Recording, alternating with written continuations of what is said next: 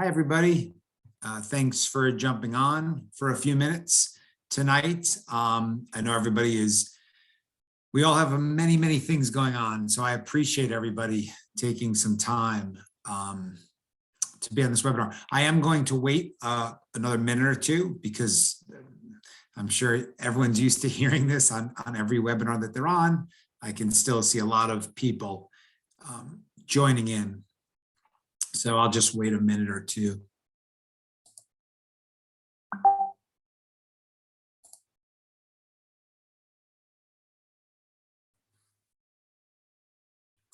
And while I'm waiting or letting everybody get into the webinar room, a couple of housekeeping notes. So number one, first of all, if it's just a student, I know everybody's very busy, but if there's any way that a parent can be on as well, I always hear families say, I wish it was both student and parent, because if it's just the student, then they have to relay all of this information. If it's just the parent, then they have to relay all of the information. So ideally, if you can have both parent and student on, even just for the first however many minutes. Number two is, if you don't have a pen or pencil and some paper, grab some now. I've given this presentation many, many times, not only to NSHSS families, but just to different audiences. And people tend to take a lot of notes when I give this presentation. So grab something to write with, some paper now. And then the other thing is, and that's funny, I just saw a question. Somebody was right on cue there. And thanks, my colleague Sydney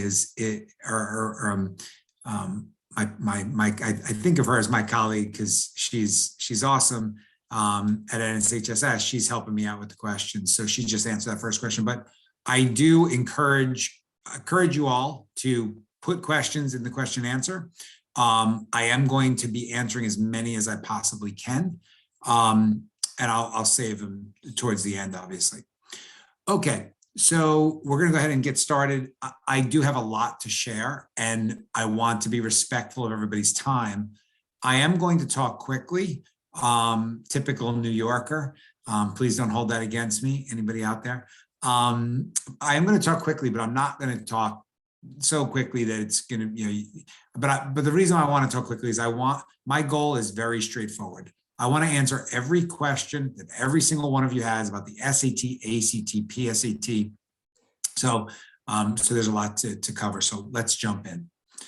And actually, I would like to start with a couple of poll questions. Number one, it makes the webinar more engaging and more interactive and just more enjoyable. Number two, it helps me understand the audience. And then sometimes I can kind of direct towards who's on. So first of all, Sydney's going to launch the first poll. Put in an answer as quickly as you can. The first one is, are you parent and student, just the student, just the parent, or other?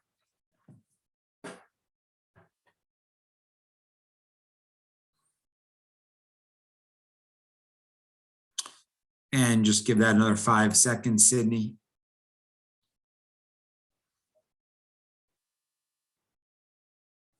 Okay, great. So yeah, we have a good mixture. 32% parent and student, 14% parent only, 54% student only. So yeah, students who are on, take a lot of notes so you can share with mom and dad. And great. So that's a typical mix that we have. So second poll is, what grade are you in? Or for parents, what grade is your son or daughter in?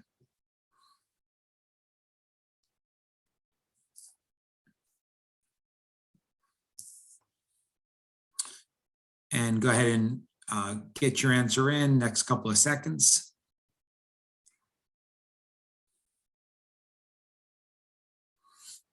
All right, thanks, Sydney. So 19% 12th graders, 55% 11th graders, 22% 10th graders, and 4% 9th graders. So and sorry, I probably should have been more clear heading into that grade. I think everybody probably understood that. So we have a perfect mix, and this is exactly who this webinar is geared towards. And then the last poll question for now, are you planning to take the SAT, the ACT, not sure, or both?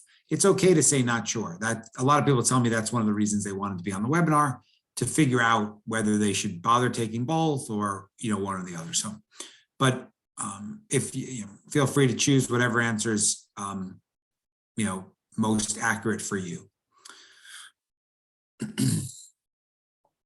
And let's just give this another few seconds.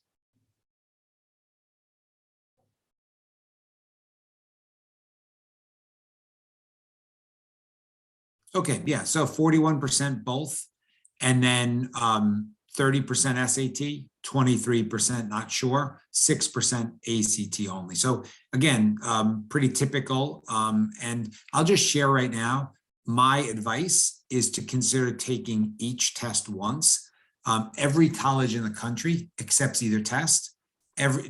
Colleges don't have a preference. Basically, they're giving you 2 chances to be successful. You might as well take advantage of both chances. So my son and my daughter, they're going into 8th grade. When they're going into 11th grade, they're going to be preparing to take the SAT once and the ACT once.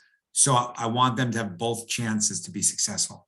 I will share with everybody, you might want to jot this down. About 70% of students score essentially the same on the 2 exams. So for most students, it doesn't matter which test they prepare for or which test they kind of focus on, they're going to score about the same on both tests. And that's not surprising because so much of the SAT and ACT overlaps, right? These 2 tests, they test you on the same reading, reading comprehension is reading comprehension. So it's the same reading comprehension strategies. They test you on the same grammar concepts, and they test you on the same math concepts. So there's so much overlap. People like to make a big deal out of the differences between the SAT and ACT, and I'll share those in a few minutes, but they're so similar, these 2 exams. They test you on the same stuff, just different formats. And so some families will say, well, I'm just going to focus on one test. You could, but there is that 30% of students who will do better on one test over the other. And if you only take the one test, you may have done better on the other. Okay, so thanks everyone for participating in those poll questions, and then let's go ahead and jump in. So just a little bit about me. So I went to Princeton University. I did the Princeton teacher preparation program, and then I was teaching 5th grade for a couple of years. And my parents, who spent their entire careers as teachers, said, Tom, you did well in the SAT, ACT. We have a lot of students at our school who are not doing well. Maybe you could help them out. And I started tutoring. This was back in 1998. So don't do the math on that. It's crazy to think I've been doing this for 24 years. But I started tutoring students, and very quickly, I realized these students, they were taking these tests without any strategies, without any techniques. They had no idea how to approach the timing aspect. In many cases, they didn't even really know what was on the test. So they were scoring so far below their potential. And everything I was going over, at the end of the hour, the student was saying, thank you. The parent was saying, thank you. The parent was saying, would you like a chicken cutlet Parmesan hero? I was like, yes, please. Then would you like some warm chocolate chip cookies? Once they started offering me cookies, I said, that's it. I'm doing this all day, every day. It was so gratifying to see the difference I was making. Students were raising their scores significantly. And again, for me, a lot of this stuff just came naturally, but for a lot of students, they weren't aware. So, and then we created a web-based program because we wanted more students to have access. No one thinks it's fair that some families can afford, an SAT or ACT tutor, other families can't. So we wanted to create a tool, and I'll share that in a minute, so that all students had access to high quality SAT and ACT prep. So that's just, again, a little bit about my background. I do want everybody to know, and I mentioned already, I can empathize with what everyone's going through. So the advice that I'm going to share tonight, it's not pie in the sky. It's not, unrealistic. We've struggled with our son, our daughter, and academics with COVID. So again, everything I share tonight will be from the lens of a parent as well. So there's my son, Jonathan. It's taken a few years ago. I need to update this picture. And he's heading into 8th grade in the fall. And then our daughter, Julia, and my wife, Allison, who's a speech pathologist in the New York City Department of Education. So our house has been just as nutty as all of yours. And last thing about me is I took the SAT a few years ago. I wrote an article. It was published in the local newspaper, and they titled it "Old Guy Takes the SAT." And so it was my experience taking the SAT as basically an old guy. And people say to me, well, what were some of the takeaways? And one of the takeaways was, I remember, being a little nervous, sitting there, being a little nervous when the proctor would say there's only a few minutes left. And the test didn't matter for me. I was already out of college. So it was reminded me of how anxiety producing this test can be, how nerve wracking. And people say, well, Tom, how do we reduce that anxiety? And of course, the best answer, and I know it's cliche, is it's just a little bit of practice and repetition. Even a few hours of practice can go a long way. And my goal is, if on a scale of 1 to 10, a student's anxiety level is a 9, trying to bring that down to a 6. You bring it down to a 6, and now you can perform at your best, right? And my point there being, it's never going to be a 1, right? Standardized tests are stressful events, but with practice and repetition, see, I wasn't as nervous because I knew exactly what to expect. I knew exactly what types of questions were going to be on the test. And that's my goal for every single student and certainly every family on this webinar. So if you only remember one thing from this presentation, I want it to be this. These tests are highly predictable. They are extremely repetitive. They literally test students on the same questions, same concepts over and over and over. Because they're so predictable, they warrant preparation. It makes sense to prepare, right? If we didn't know what you're going to be tested on, it wouldn't make sense. But we know exactly what they're going to test you on. Even down to like question 8 on section 1 is always a percents question. The tests have to be that way because they're standardized, right? They have to be consistent year in and year out. So we know exactly what the types of questions you're going to face. And so that's why you can make such an enormous improvement on your score. I wanted to say right off the bat, these are not IQ tests. These are not tests that you can't improve on. These are tests that you can prepare for and you can improve your score significantly. So I'm very passionate about that. And I want to make sure that every student on this webinar is confident, is motivated, is optimistic that they can make a difference on their score. So our goal tonight is very straightforward. My goal is to help every single one of you use higher ACT and SAT scores. Number 1, to get accepted to more colleges. I want you to have more choices. And I'll talk about test optional in a few minutes, but the bottom line is, if you score higher on the SAT or ACT, you will get accepted to more places. You will get accepted to more selective colleges. So nobody wants to apply to 8 colleges and only get into 2, right? I want you, if you apply to 8 colleges, get into 5 or 6. This way you have a lot of choices. You can visit the schools and compare academic merit aid packages. And again, that's the second goal. My goal by the end of this webinar is you've learned many, many things that not only are you going to get accepted to more schools, you're going to get more generous financial packages. And so I'm sure most of you are aware, colleges are businesses. They're competing for students, right? So when you score high on the SAT or ACT, colleges want to entice you to come. And what's one way to entice people is by offering them a more generous financial package, right? So people, you can use the term, people use the term scholarship or grants. At this point, many people just use the term discounts or coupons. And again, I don't care what colleges call it, right? They can make up anything they want. They're putting together a financial package for every student based on how much they want that student to say yes, right? So many, many times students improve their SAT or ACT scores even just a little bit. They earn another $4,000 or $5,000 a year in academic merit aid, right? So it's just an awesome opportunity. Do better on one test, even just a little bit better, and save yourself and your family thousands and thousands of dollars. Those are our goals. So clearly they're very important goals tonight, and they're very reasonable. They're very achievable. They're very realistic goals. Okay, so this is going to be the next poll question. It's more fun to, keep it interactive.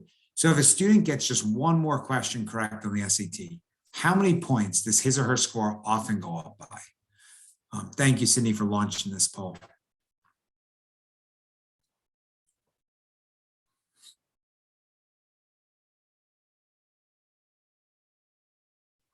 Okay, maybe just get another 2 seconds.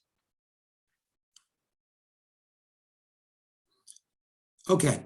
And by the way, I already said if you only remember one thing from this presentation, I want it to be these tests are pretty good. If you only remember 2 things, make this the second thing. The answer is actually 10 points. So 36% of you had it correct. So let's think about that for a second. You get just one more question correct. That's a 10-point increase on your score. So the way I like to think about it is, if you get 5 more math questions, 5 more reading questions, and 5 more grammar questions, that's a 150-point improvement on your SAT score. That means you're going to get into more colleges. That means you're going to get a larger academic merit aid package. I am very passionate that every single student can do that. Every student can learn to get 5 more grammar, 5 more math, and 5 more reading. And when you do get 5, 5, and 5, again, it's an awesome accomplishment. Many students will go up a lot more than that.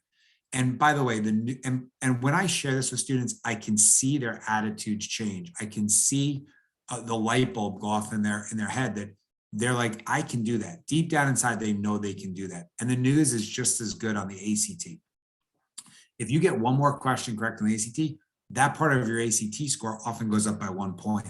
So if you get 3 more ACT English, 3 more math, 3 more reading, 3 more science, that's often a 3-point increase on your ACT score. And again, that's a significant increase. So again, 2 things to remember tonight. You might want to jot this down.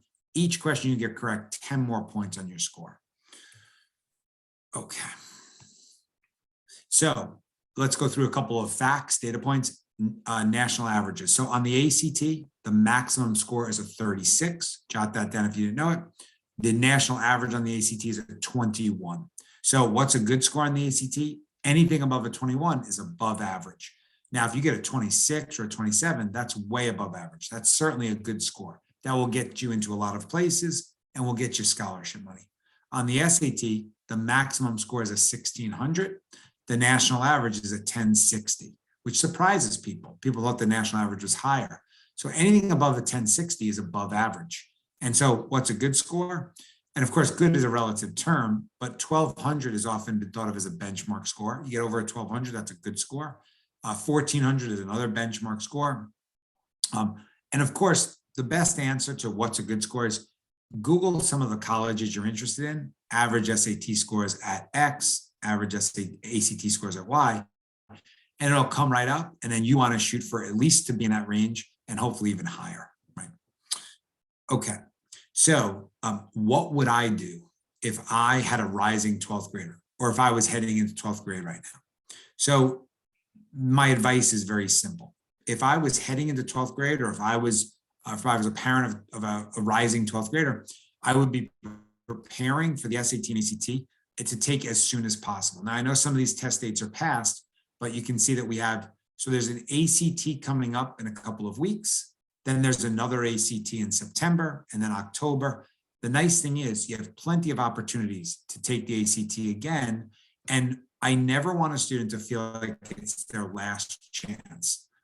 Even for rising 12th graders, you still have plenty more opportunities. Colleges don't make final decisions in regular admissions until the spring, right? Till March. So every year we have plenty of seniors that we tutor or take one of our classes leading up to the December ACT. So I'm saying that to prove my point. I never want a student to feel like it's their last chance. It's do or die. That's not a good feeling. You could always take the test again if you had to. So that allows a student to relax a little bit more and score higher. And same goes for the SAT. So here you can see upcoming SAT dates. So there's an SAT coming up at the end of August, another one in October, and then this November, and then December. And of course, you see the registration deadlines. Try to make sure you register before that so you don't have to pay the late registration fee. Also, it's first come, first serve as far as location. So the sooner that you register for an exam, the better, because then you get your closest location. So for my advice to seniors is, and I'm going to give you some options or ways to prepare to take an exam, because my guess is that most of you on this webinar probably could score at least somewhat higher, and some of you can score much higher. Okay. Well, now what, and of course, there's more that I want to share for the 12th graders on tonight, parents of 12th graders. So a lot of what I'm about to share is also applies to you all. What would I do if I had a rising 11th grader, if I was heading into 11th grade? So this slide is incredibly important. So you might want to take a screenshot of this slide. Certain SATs and ACTs, they offer the option that you pay an extra $20. You can see the questions you got wrong and you can learn from your mistakes. And by the way, for any family that gets a fee waiver on the SAT or ACT, you also get a fee waiver on these services. So for the SAT, they call it the question and answer service. For the ACT, they call it the TIR, stands for test information release. And you can see on the screen, these are the months where they offer these options. So here's the way I like to explain it. Imagine taking a 4-hour exam, getting a score you're not completely satisfied with. No one tells you what you did wrong. And then somebody says, go take that exam again. Well, that's absurd. Why would I take it again when I don't know what I did, when I have no idea what I did wrong the first time? The good news is there's a better way. And the better way is to take the exams that you see on the screen. And of course, when you register, they do make it prominent. You check the box. I want the question and answer service for the ACT. I want the TIR service. And you're going to pay an extra $20. And then you're going to be able to see what you did wrong. And you're going to learn from your mistakes. And you're going to use that first exam as a springboard to a higher score. So for juniors, I have a very simple timeline. I think you should consider taking the SAT in October of your junior year so that you can see what you're doing wrong and you can learn from your mistakes. Excuse me 1 second. And also, it's nice to take the SAT before junior year gets extremely busy, right? So taking the exam, excuse me 1 second.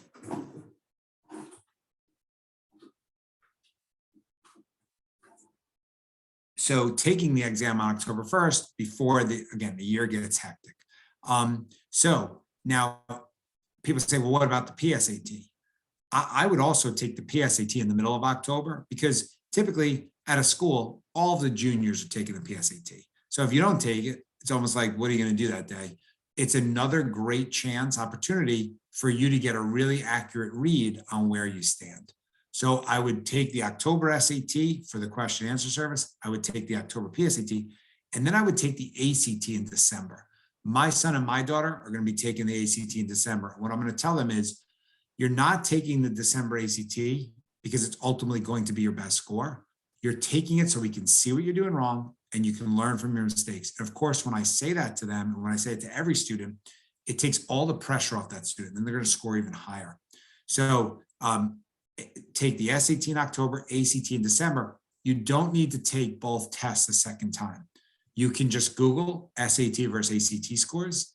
Whichever test you felt more comfortable on, or whichever test you did better on, you take that test the second time. So for the SAT, you could take it in March or May. For the ACT, you could take it in April or June. And you have the benefit of learning from those mistakes and also from all of the additional material you've covered in school. So that's a smart timeline. So these tests are taken in junior year. 10th graders, I don't recommend taking the SAT or ACT in your 10th grade year. I don't see the point because you're just going to score better in your junior year. Okay, so I've heard that many schools are test optional. Can you clarify? So to me, it's a real shame, all the misinformation out there. So test optional means you're not required to submit a test score. But if you do submit a test score, then colleges will take that into consideration. So, there are many reasons to take the SAT or ACT, even if colleges are going to apply to a test optional. And the biggest reason is it's going to give you an advantage. And students who submit strong SAT and ACT scores are being accepted at higher rates. So let's go through a couple of these reasons why you should take the SAT, ACT, PSAT, even if it's optional. So number one, what I just said, students who submit scores are being accepted to competitive colleges at higher rates. And when I share that with people, they're like, well, yeah, duh, Tom. If you have two students and they're equal in every other aspect, one student has a strong SAT or ACT scores, the other student chose not to submit them. If the schools are taking into consideration test scores, then obviously that student has strong test scores is going to have an advantage. So just look at some of the data. And Boston College, it's just one of many schools. They released their data recently, and 22% of students who submitted scores were accepted, whereas for the applicants who didn't submit scores, only 12% were accepted. So, right, a 10% difference as far as the students who submitted scores versus students who did not. And again, Boston College is one example that this data has played out at many schools that have released their data. And again, if schools are saying that they're looking at an applicant holistically and they're taking all factors into consideration, then it would make sense that students who are submitting strong scores, that gives them another sort of feather in their cap. Now, another interesting thing that was shared with me as far as test optional, I was on a webinar with a college admissions officer, and he made the point, he said, hey, listen, anything that the college says it's optional, if you're really interested in going to that school, you do it, right? So if they say you have to submit 2 letters of recommendation, but a 3rd letter of recommendation is optional, he's like, if you're serious about going to that school, you submit the 3rd letter. You know, if there are some optional essays, you write the essays. And if they're saying it's optional to submit test scores, you submit test scores, right? And in some respects, you can think of every aspect of the college application as optional, right? It's optional to take the toughest classes at your high school. It's optional to have extracurricular activities, right? Everything is optional, but the more of those things you have, the stronger the courses you take, the better your chances. So again, just a smattering of schools here where the percentage of students who were accepted was higher with test scores. Number 2, students who submit strong test scores often earn more in academic merit aid. And again, it didn't make sense because colleges want to, they want to have students with high test scores accept. It makes them look better. It helps them with the rankings. It makes them more prestigious to be able to say the average test scores of students at our school is such and such. So, number 2, better chance of earning academic merit aid or a larger package. Now, of course, many schools still require SAT or ACT scores, right? So MIT announced a few months ago, they're going to go back to requiring test scores. The director of admissions at MIT said, hey, listen, at MIT, a student has to pass physics. They have to pass calculus. We don't want to accept students who are going to fail out. And so we're going to require the SAT or ACT again, because it's an indication that that student's going to be able to handle college level work. University of Florida system, the US Military Academy. So a bunch of schools still require. So of course, if you're going to apply to a school that requires a test score, then obviously you need to take the SAT or ACT. Number 4, and this is probably in some ways my favorite reason for taking these tests, is these exams test students on things they're going to need for the rest of their lives. They test students on reading comprehension, they test students on grammar, they test students on math. They test students on the skills you need for success in high school and college and beyond. So I've never felt like I'm just helping a student beat a test.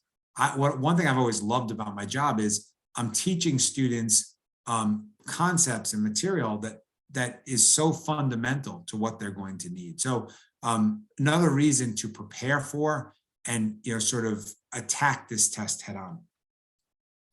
And that kind of leads me to a 5th reason. I've been doing this for 24 years, and for 24 years, students have kind of said to me, is there any way I can get out of this? Do I really have to take the SAT or ACT? And they're looking for a way to kind of avoid it type thing. I want students to meet this challenge head on. You can be successful in this test. You will be successful in these tests if you have the right preparation. So to me, and it's so awesome because when a student does score well or does improve their score, they have a real sense of accomplishment.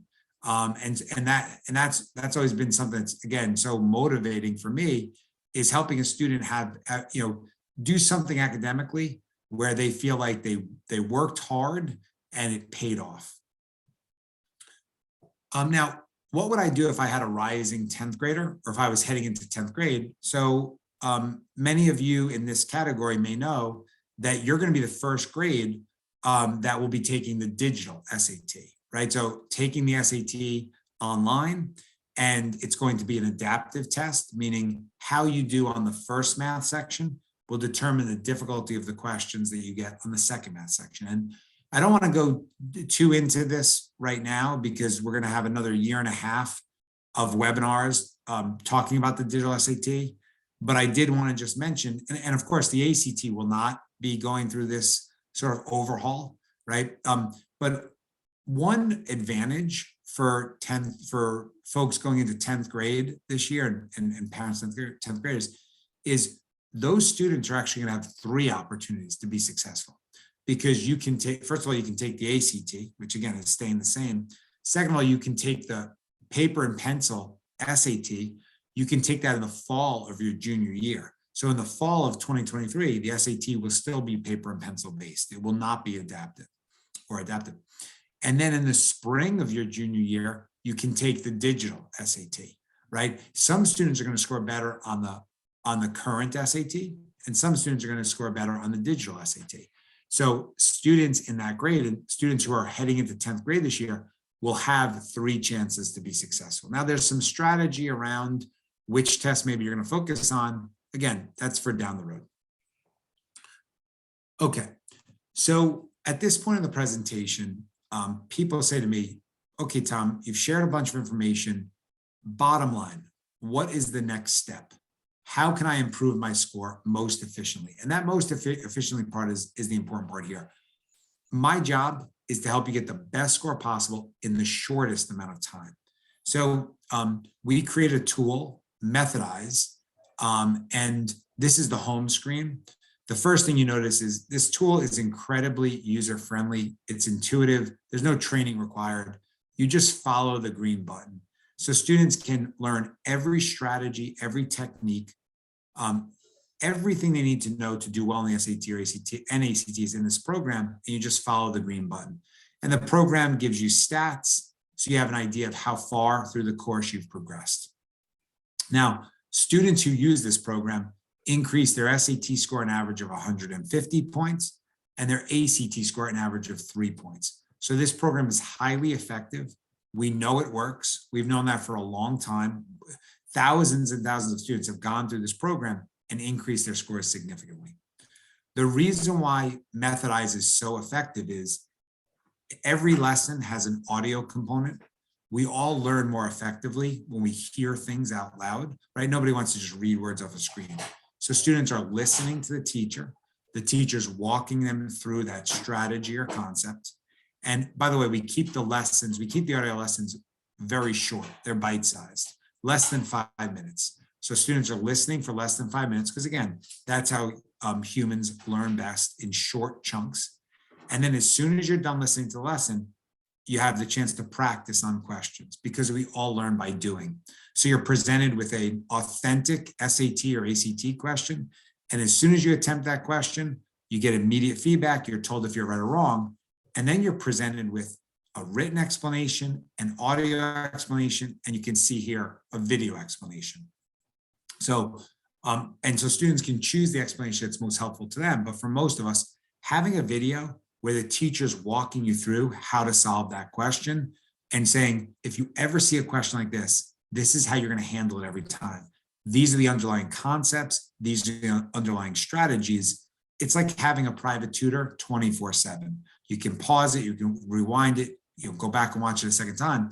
So just doing one question on Methodize could mean a 10 or even a 20-point difference on your score, because some of the questions you're going to see more than once.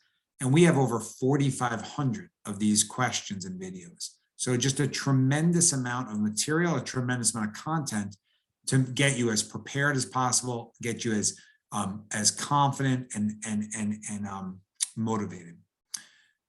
We also have an evaluation test for both the SAT and the ACT. So part of Methodize is you can take a short diagnostic. You can see at the bottom what I mean. 25 minutes of reading, 20 minutes of grammar, 25 minutes of math. You don't have to do it all in one sitting. You can do it in three segments. You could do it all in one sitting. And so in a very short amount of time, an hour and 10 minutes, you have a very accurate sense of where you stand on the SAT. And we have that for the ACT as well. We also have full-length exams.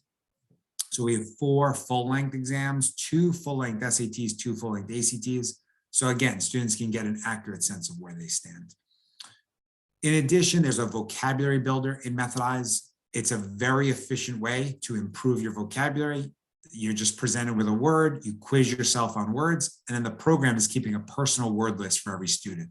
So you can see the words you've missed, you can mouse over them, you can see the word used in a sentence, the definition, and then of course, the goal and the game is to get more words into words mastered. And I call it a game because a lot of students get obsessed with this. They kind of get addicted. They want to see their words mastered list grow. And just to give you a rule of thumb, it takes about 30 minutes to get 15 words into your words mastered.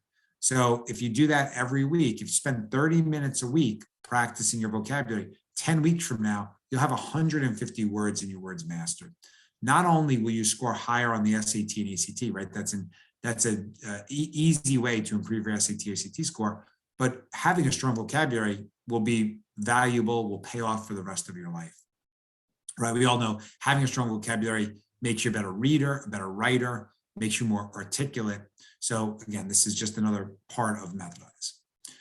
So Methodize is normally $249. It's just a one-time purchase. So if you purchase it as a 10th grader or 11th grader, you have access through graduation. But for people on the webinar tonight, we do have a special offer. So the special offer for tonight is you actually get 50% off the cost of Methodize. So rather than paying $249, $250, it's only $125. So $125, and you have access through graduation. And that includes access to both the SAT and the ACT courses and the vocabulary builder. Sydney, could I ask you, could you put this URL in the chat? Or it's if in not, the chat. Oh, it's already in the chat. Thanks, Sydney. So everyone, just to make sure I'm being clear, the URL is in the chat. So you can just click on that URL and then just put in coupon code July 50, and you'll have the program for just $125. It is such a no-brainer. It's such a great value, yeah, it's every trick, every strategy, everything we do in a private tutoring session is in that program. Okay, let me run through a couple of questions, and thank you, Sydney, for answering some of these. Yeah, these are great questions, everybody. So let me try to go rapid fire. These are the questions I get every single time. Is it true the ACT is easier? I've taken the PSAT and it was difficult, and my friends who took the ACT said it was easier. Very good question. The answer is, it's not that the ACT is easier. The questions on average are more straightforward. That's true, but the timing is more challenging. So the questions are easier, but the timing is more challenging, and the curve can be more challenging. So I don't want students to think the ACT is easier. So let's talk about the differences between the SAT and ACT. So on the SAT, 2 of the 4 sections are math sections. On the ACT, only 1 of the 4 sections is a math section. So for students who are stronger in math than they are in verbal, they may prefer the SAT because 50% of their score is going to come down to how they do on the math sections. For students who are stronger in English than they are in math, they may prefer the ACT because 75% of their grade is going to come down to their verbal ability. And the reason I say that, and actually, I always tell students, for any of you out there who are stronger in English than you are in math, I want you to go into the ACT with a chip on your shoulder. I want you to go with an attitude of that you're going to crush it, because you have the ACT English section where they essentially test you on the same 11 grammar rules over and over again. So if you're strong in English, you can do really well in that section. Then you have the SAT reading section where all of the answers are in the passages.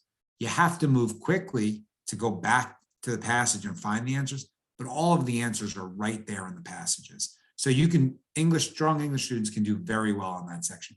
And then you have the ACT science, they call it science, it's called science reasoning.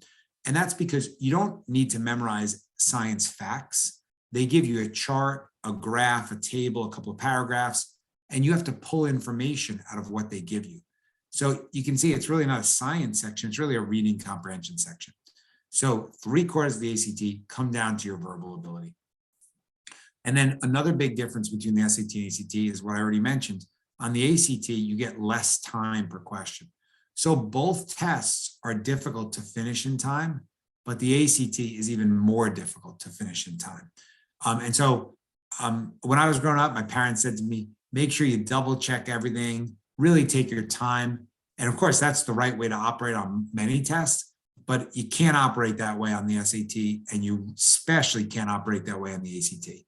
So on the ACT, you just have to go with your first instinct, put your answer down and move on. And that can be uncomfortable for a lot of students. So it's just something to practice and get used to. But the good news is a lot of times your first instinct is going to be correct. So great question there. Good question here, or good question, Sarah. The UCs do not accept either test. So yeah, California, University of California system is not test optional. They're test blind, which is very unusual. Most schools are test optional. So yeah, it's not every college that accepts either test, or the University of California schools, they won't look at the exams. Yeah, good question here, Maria. How many times do you suggest the student take each test? So my goal is to take each test once, one SAT, one ACT, and then take one of those tests a second time. So my goal is to help a student where they don't have to take these tests more than 3 times combined. Yeah, and Sabrina, which one is better or harder? Yeah, every college in the country accepts either one, so neither test is better or harder. Yeah, great question. How can I prepare for the SAT or ACT over the summer? And it's interesting when you ask the summer. So I don't expect any student to put in 6 hours a day or 8 hours a day preparing for the SAT or ACT over the summer. That's not appropriate. But it's also not appropriate to do nothing over the summer. We've all heard, we all understand summer learning loss. When students do nothing academic over the summer, they go back to school in the fall, and they're at a disadvantage. They've lost some of their sharpness. So if you put in a half an hour on Methodize, and a half an hour a day or an hour a day, 3 or 4 times a week, you will have a massive advantage heading into the fall. Because not only will that prepare you for the SAT and ACT, but this is all of the stuff that you're going to need for your courses in high school, right? The reading comprehension, the grammar, the math. So good question there. Yeah, how important are SAT and ACT scores when it comes to college applications? So colleges have always said the number one thing they look at is the strength of your schedule and your GPA. So the most important thing to do is take the toughest possible courses at your high school and do as well as possible. That has always been number one. And then colleges have always said the second thing they look at is SAT or ACT scores, because it allows them to compare students across different parts of the country, different types of high schools, right? That's the whole point of a standardized test. It's a way for everybody to be on the same playing field. Nowadays there's a lot of debate about this. I think the problem is unfortunately, grade inflation has been rampant. More and more students are getting A's every year. So it's harder for colleges to differentiate because so many students have like a 4.0 GPA. So SAT or ACT score is a way to sort of reinforce a student's high GPA, right? When the two things go hand in hand, that gives the college peace of mind that this is a student who can handle the academic rigor of their courses.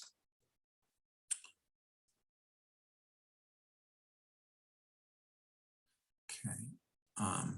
Yeah, good question. What is a good score for SAT and ACT for the Ivy Leagues? So it's not just the Ivy Leagues.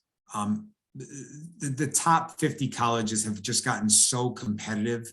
They've been that way for a while now. So average SAT scores at top schools are around 1,500 for the SAT, maybe a 33, 34 for the ACT. And I don't want students getting caught up in that. You apply to a range of schools and again, get the highest possible grade you can, take the toughest courses you can, do as well as possible on the SAT and ACT, and then all the other things. extracurriculars, leadership, demonstrating leadership. And then, you apply to a range of schools and you'll get into a bunch.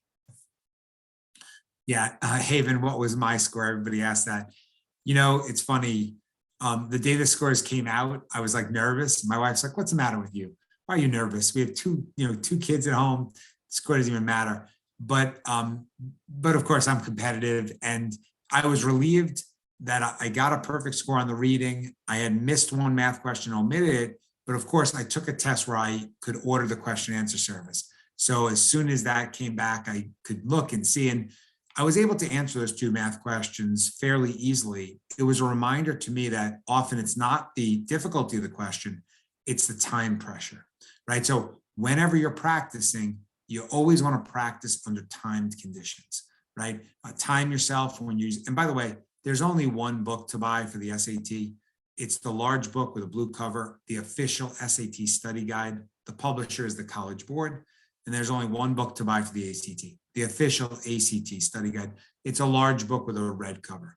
So look for the big blue book for the SAT, red book for the ACT. When you get those books, time yourself on the sections so you get used to the time constraint that you have.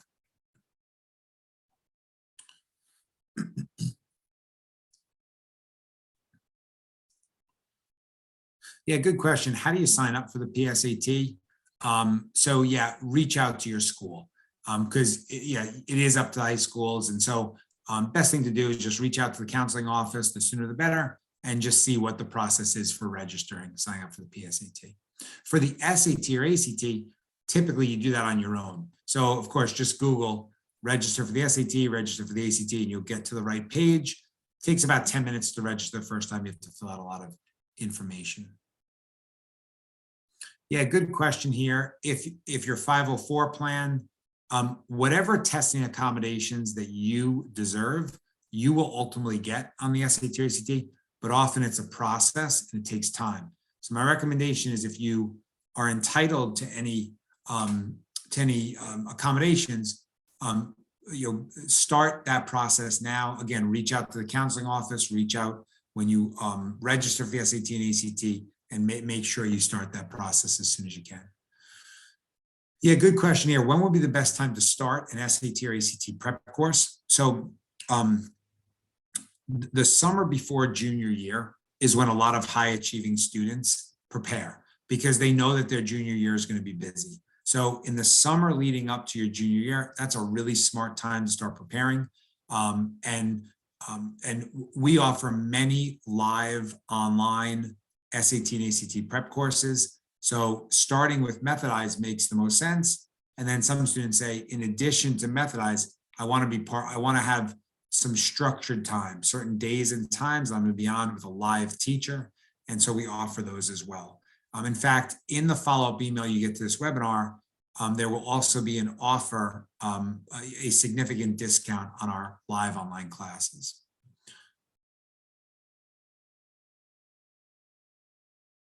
Yeah, great question. How would you advise someone who knows all the strategies for doing well in the SAT, CT, but just panics?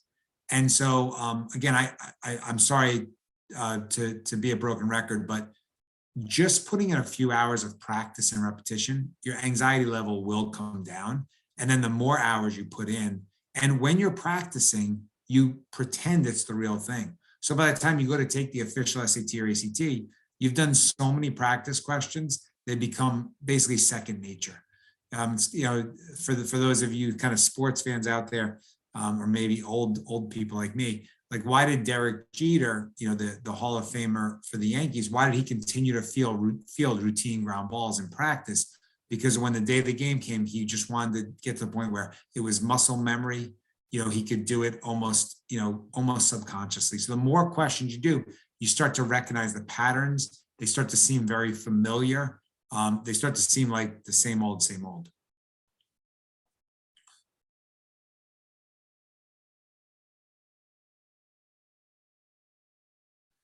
Okay, all good questions here that I've answered. I want to be respectful of everybody's time.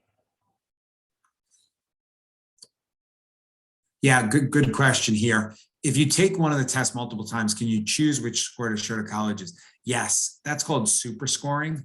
You can mix and match your best scores, and colleges are only going to look at your top scores, or they're going to put you in sort of a bucket based on your top score. So don't worry about a low score. You're not going to be penalized for a low score. If you take the SAT once and you score better on math the first time, and then you score better on English the second time, you can mix and match that math and English score, and that's called your best super score. So, so you can choose which scores to show to college. Now, of course, it's become a little bit of a moneymaker for the College Board and the ACT, because what almost every family does at this point is they wait to submit the scores until they have their best scores they're happy with. And then when you go to submit them, you have to pay a fee to submit them to a school. Hey, Tom, I have 2 questions that I would love to ask. Yeah. Awesome. So is the Methodized program, do they have to purchase both SAT and ACT programs, or does that cost cover both? The cost covers both. So okay. That makes an even better value. Yep. Thanks, Sydney, for clarifying. And the second one? Okay, perfect. And then how long will it be available to them, that course? Yeah, that's the nice thing is that when you purchase the course, you have access through graduation. So some people say, oh, should I wait? When's the best time to purchase Methodize? Should I wait? There's no reason to wait, because you purchase it, you have access for as long as you need it. Thanks, Tom. Yep, thanks, Sydney. And actually, there's a couple other things I want to just get to, everybody. So I'll take a break from the question and answer.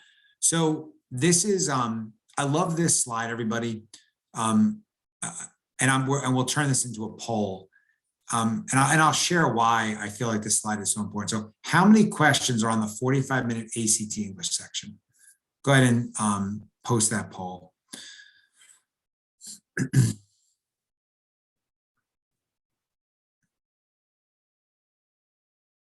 All right, 5 more seconds. Go ahead and put in your best guess, even if you're not sure. It's more fun if you have a guess. Yeah, so the answer is actually 75, which only 12% of you got. And so when people hear that, they're like, wait, they only give me 45 minutes to answer 75 questions. You know, that's ridiculous. And it's like, yeah, if you do the math, that's only 35 seconds per question. And it's challenging to finish 75 questions in 45 minutes, but it's not impossible. And the reason it's not impossible is, number one, it's the most repetitive section. They literally test you on the same stuff over and over again. So as you go through Methodize, you're going to learn every one of those grammar concepts, and you're just going to be tested on over and over and over again. So you can study them, memorize them, and on questions that involve those rules, you can answer a question in 10 seconds. Number two is let's say that let's say you're 44 minutes in and the proctor says there's 1 minute left. Well, as soon as you hear there's 1 minute left, you have to go ahead and bubble in an answer for those last 10 questions, because there's no penalty for wrong answers. And I want to make sure I'm being clear. On the SAT and ACT, you don't lose any points for a wrong answer. So there's no reason to leave a question blank. There's no reason to omit a question. So again, if you're working as fast as you can and you've gotten through 65 questions in the first 44 minutes, and then the proctor says there's 1 minute left, at that point you stop and you bubble in an answer for those last 10, right? Because if you're leaving questions blank or omitting questions, you're putting yourself at a disadvantage. I don't care what letter you bubble in, just make sure you bubble in something. So yeah, a couple of reasons why I wanted to go over this slide. And then I can't help myself. I'm such an SAT, ACT, or just a nerd or a dork. There's so many of these easy points, and I want to go over one right now. So go ahead and read this sentence and just keep the answer in your head. Don't have to put it in the chat or anything. So where's the error in this sentence?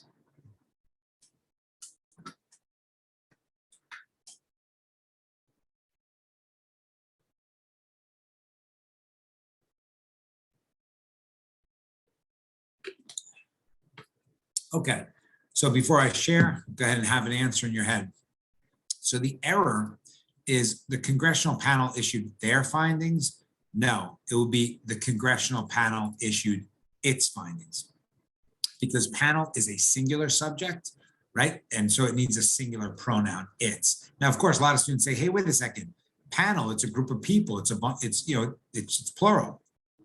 Even though a panel is a group of people, it's still just one panel, right? So this is why the SAT and ACT have gotten a reputation as being full of tricks, or they're trying to trick students. This is a good example. Like they know this question is going to trip up a lot of students. A lot of students are going to see panel, think a group, and think there is okay.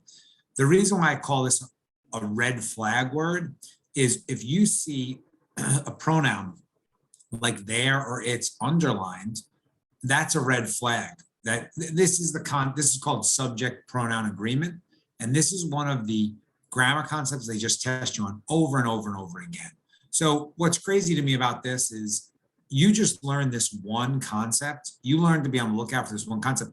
There's probably going to be 3 or 4 of these on every single ACT or every SAT. So just by learning one more thing, you're getting 3 or 4 for the price of one. Your SAT score could go up 30 or 40 points just by being on the lookout for this. Okay, and again, as I said earlier, for parents, students who want or need something in addition to the web-based program, and the Methodize is such a no-brainer. That's where everybody should start. But then some families say, I'd also like to have some time with a live teacher, set days and times. So we offer many class options. We offer many private tutoring options. NSHSS families are entitled to discounts on all of our options. You can just go to methodlearning.com. The website is very easy to navigate. You can go to the NSHSS website and you can have, actually, you've probably done it already, Sydney, but can you just share the URL for the NSHSS discounts? It's listed in the chat. Yeah, thank you. So using Methodize, taking one of our classes, doing private tutoring. Again, my job is to help students get the highest possible score in the shortest amount of time. So that's the way to do it, following this type of plan. Because we all have 100 things to do. And I don't want to see this dominating a student's junior and senior year. We want to be as strategic as possible. Prepare efficiently, take the test, see what we're doing wrong, then use that, take the test one more time and be done with it. Move on to the other things that'll be part of your application. Okay, I know we've been on for a long time. I just want to try to get through a couple more questions here. Let me try to scroll through. See if I can pick out. Actually, on the bottom.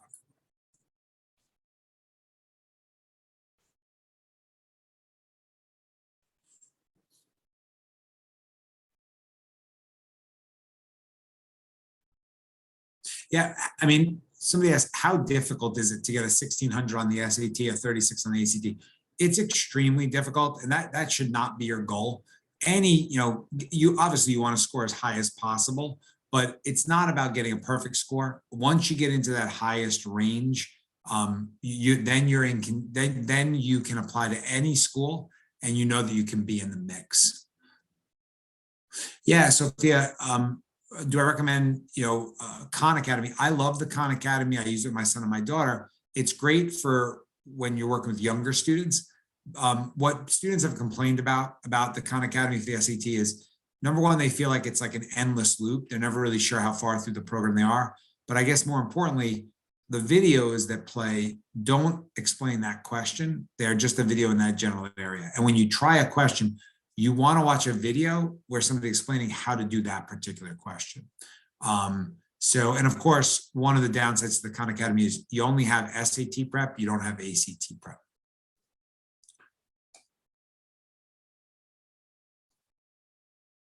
Yeah, good question, Kennedy. When will we update our SAT program to align with the new digital test? Over the next couple of months. We're still waiting. The College Board is going to release more guidance over the next few months, release more practice questions, so we can see exactly the kinds of questions that they're going to have. Good question here. Does Methodize allow you to redo the chapters? The answer is yes. You can go through the questions again.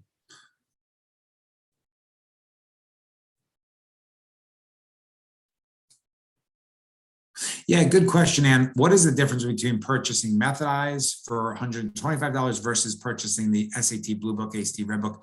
So I love the Blue Book and the Red Book, but of course, there's no audio, right? It's just a book.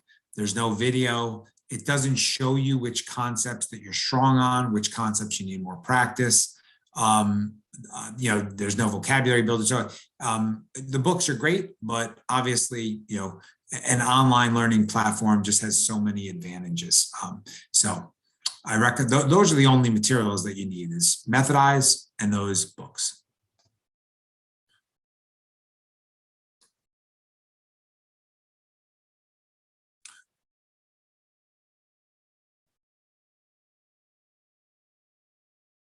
Yes, for our tutoring packages, that's one of the nice things about doing private tutoring with us. You get to pick the days and the times. You get to pick the frequency. So when you purchase a tutoring package with us, you have a lot of flexibility and convenience as far as when to use those hours.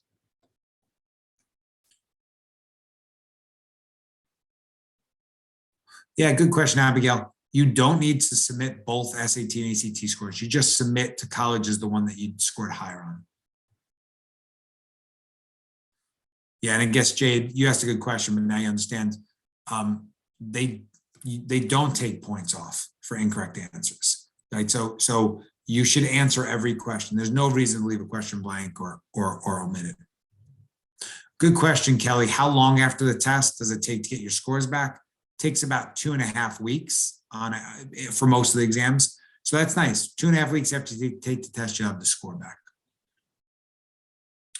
No, does taking the ACT more than 5 times make you look bad in the application? No.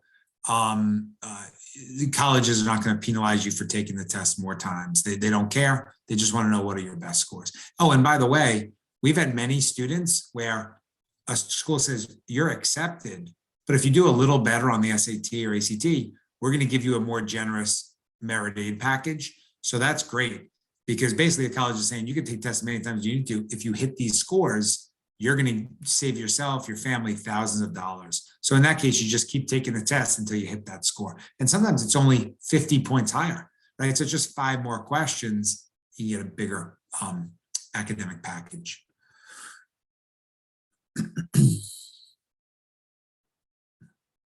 Yeah, good question here. I'm taking the July 16th ACT. Should I keep studying the concepts or should I start taking practice tests? I would keep studying the concept. So I would, if you go on to Methodize and start going through the ACT course in Methodize, you still have 9 days. You can get through a lot of material in 9 days. Yeah, this is a great question, Ursula. I heard you could retake sections of the ACT. Is that true? Years ago, the ACT, or just before the pandemic, the ACT announced that they were going to do what's called section retesting, where you could just retake one section of the ACT. Because of the pandemic, they didn't want to make that large transition. And now they've said that they're not looking to do section retesting anytime soon. So that's not true, that where you can just retake one section. Oh, this is a great question. Does preparation for the SAT also prepare you for the PSAT? The good news is the answer is yes. The stuff on the SAT and PSAT is nearly identical. So preparing for one is going to prepare you for both, right? So don't think you have to do a separate PSAT plan and then a separate SAT plan. And by the way, I have even more good news. The SAT and the ACT, so much of the preparation is the same. So when you're studying for one exam, you're really studying for both or all three, if you want to say it like that. So that's a great feeling. I don't want students, if you put in 10 hours preparing for the SAT, that's going to help you on the ACT as well.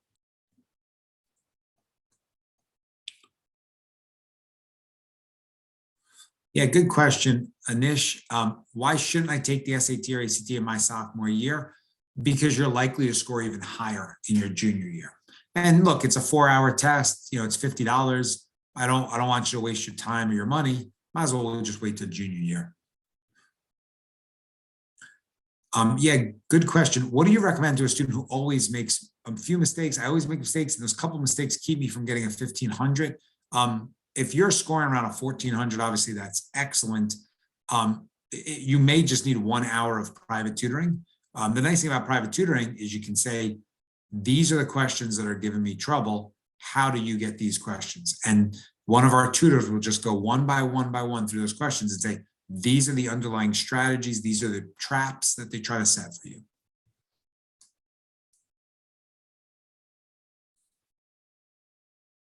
Yeah, great question. What advice do I have for applying for the National Merit Scholarship Program? So the National Merit Scholarship Program, that is based on how you do on your 11th grade PSAT. And the advice is just to prepare as much as possible. You use Methodize, maybe take one of our live classes or some tutoring, but just do as much practice as you can. And then based on how you score on your 11th grade PSAT, again, how well you do on the 10th grade PSAT doesn't matter. It's only for 11th graders. And then top scores qualify. And sometimes you don't qualify for the top scholarship, but you're still a National Merit Commended Scholar, which of course looks great on your resume.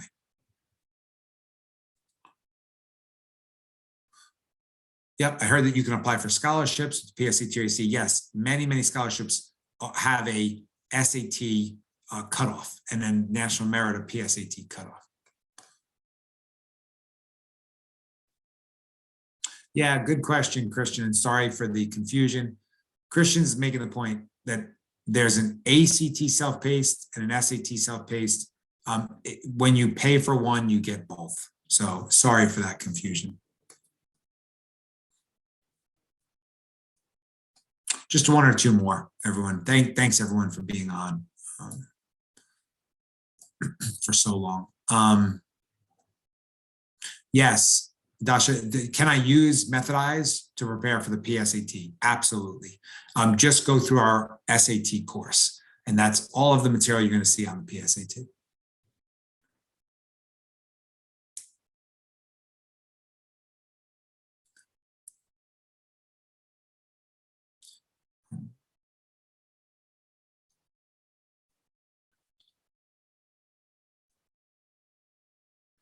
Yeah, what did you mean when you said take the toughest courses in high school?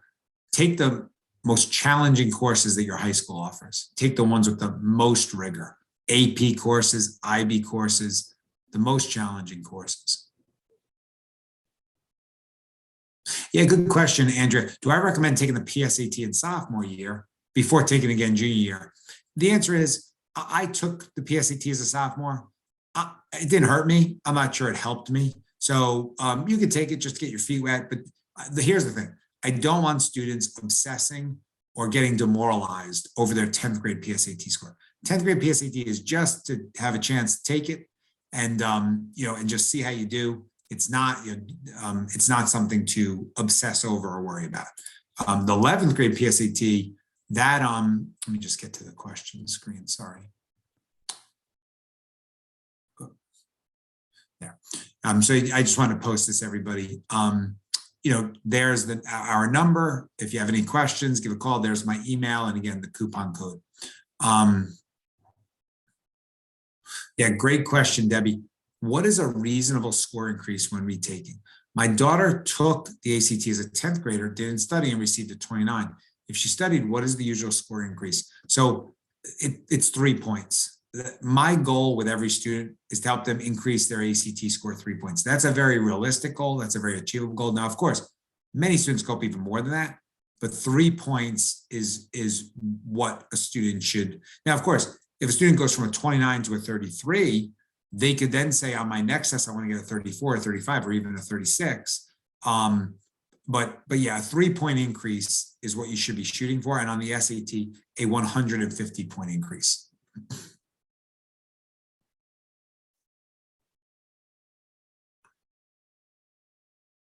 Yes, you get higher merit aid for higher SAT or ACT scores. That's correct.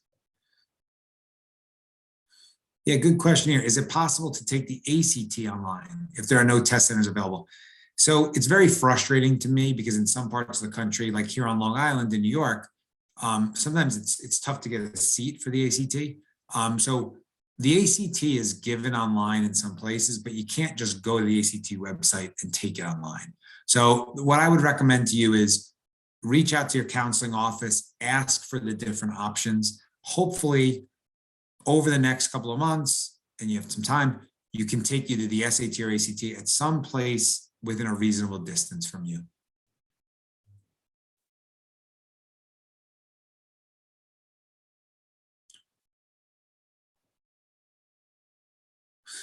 Yeah, Paula, like you're asking, as far as the months that I suggest taking the SAT and ACT, because you can order the question and answer service, the TIR service, do I recommend that for rising seniors?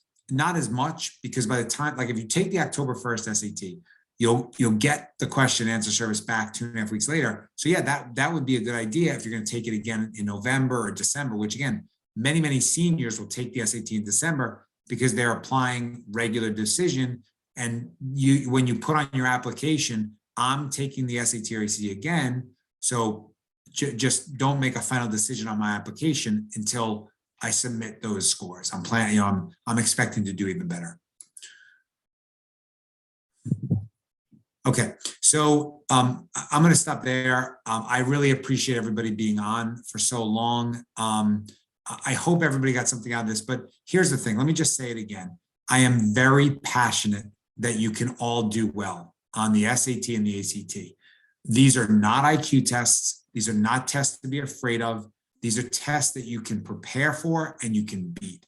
I want you to have a lot of confidence, optimism. I want you to be motivated. And again, it's a real feeling of accomplishment when you score well. And not only are you scoring well, or not only are you doing better on one test, but you're building skills you're going to need for the rest of your life.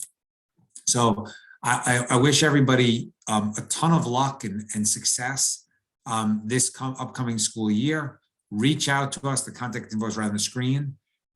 Thank you, Sydney. Thank you, NSHSS. And have a great night, everybody. Thanks, Tom. Have a good night. Bye.